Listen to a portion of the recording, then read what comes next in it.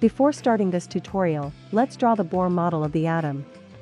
There is a positive electrically charged atomic nucleus.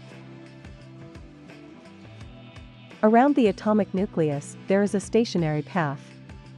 There are several stationary paths. To make it look simple, we will analyze one of the paths. In that path, there is an electron. Electrons are negatively charged particles. Electrons rotate around the atomic nucleus in a circular path. This circle has a radius of r. In this series, we will learn to calculate the radius value.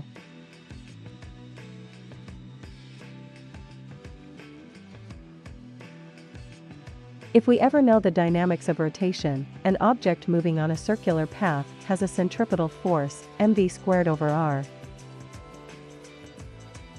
Sigma F is the resultant force that moves to the center of the circle. What force is that? Let's analyze it. Electrons are negatively charged particles. Let's call it Q1 equals minus E. The atomic nucleus is a positively charged particle. Let's call it Q2 equals plus E.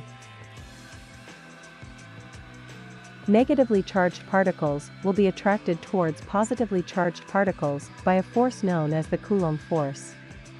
F is equal to kq1 q2 over r squared. The value is equal to k e squared over r squared. Why is the result positive?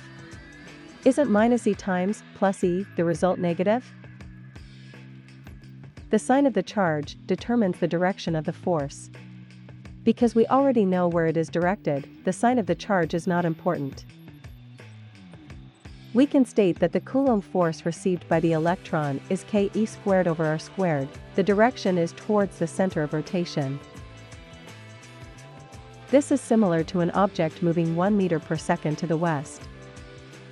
The direction to the west already states that the speed value is minus, because the direction to the east is positive. This is clear. Now, read again Bohr's postulates. Bohr stated that electrons move in a path, not with any value of angular momentum. However, the angular momentum of the electron must meet the criteria, L is equal to nh over 2 pi. Electrons are one of the point particles.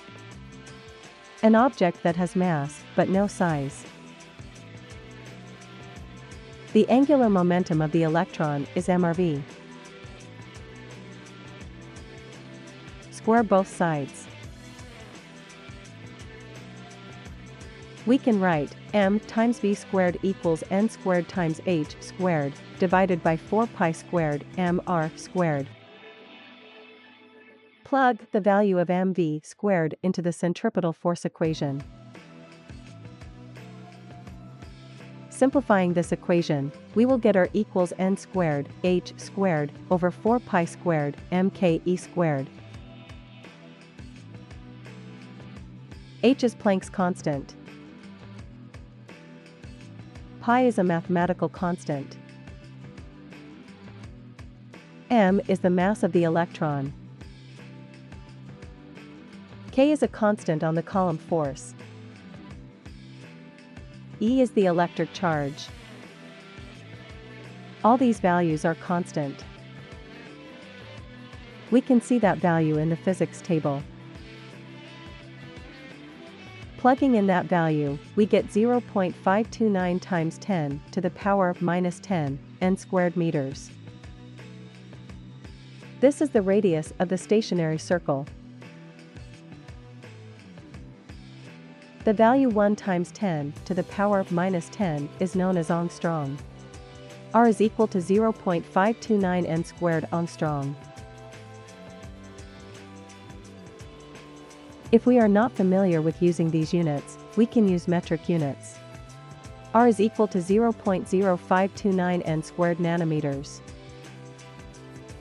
Knowing this equation, we can plot the radius of the stationary path of the hydrogen atom.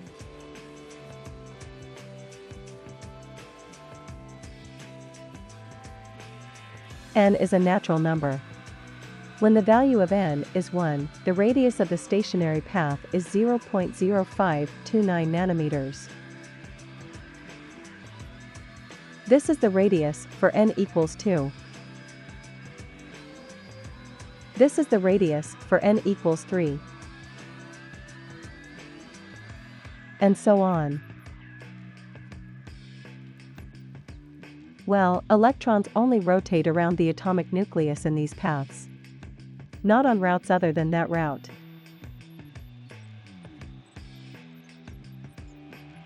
Thank you for watching this channel. And don't forget to watch the next video.